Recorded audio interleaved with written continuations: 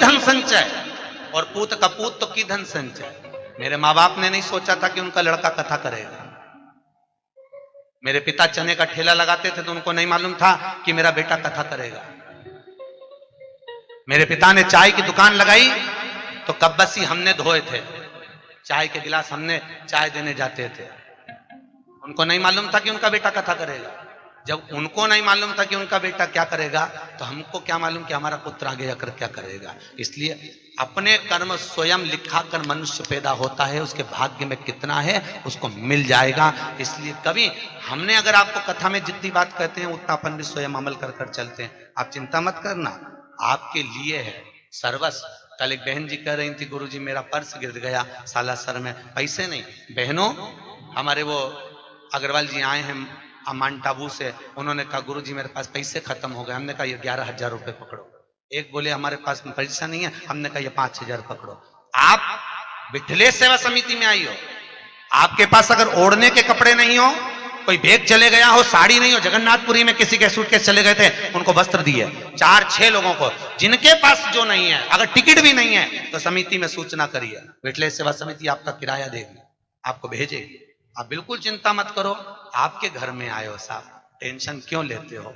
मुझे भी जोड़कर नहीं जाना है, आपका है, आपको समर्पित कर कर जाऊंगा। बेटा हूं आपका,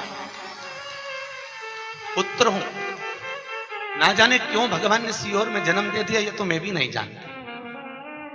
ना जाने किसके घर से कहां में जन्म ले लिया, मुझे नहीं मालूम।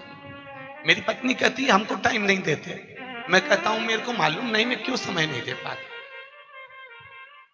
बच्चों को समय नहीं देते, मुझे मालूम नहीं मेरा जन्म क्यों हुआ, मुझे ज्ञात नहीं है साहब कि मैं पैदा क्यों हुआ।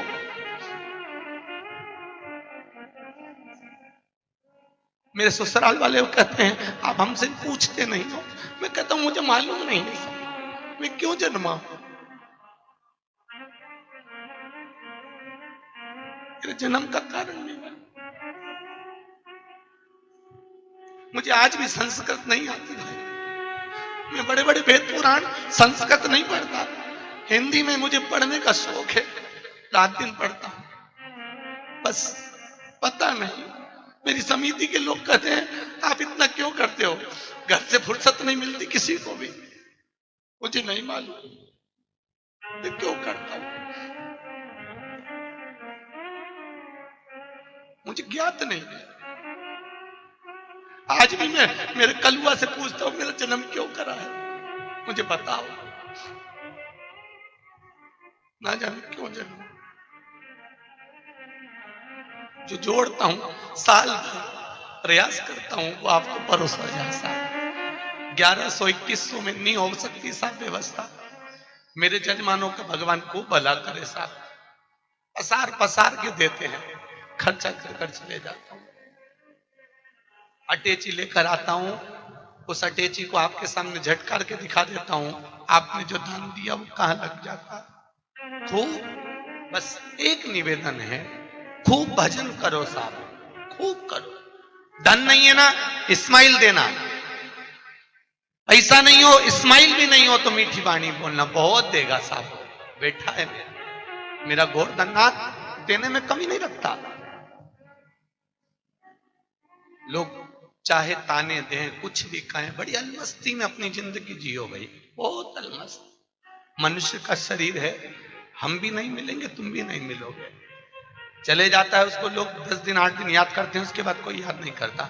और सत्संग से जाने के बाद आपको लोग याद करेंगे कि कोई मिली थी, कोई मिला था। बहुत प्रेम से जीवन जियो साहब,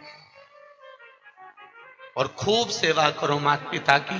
वो कह दे तू करोड़ों की दौलत यहां लुटा दे, लुटा दे, वो कह दे यहां बैठ जा, बैठ जा, देगा, उसका आशीर्वाद होगा, खूब मिलेगा।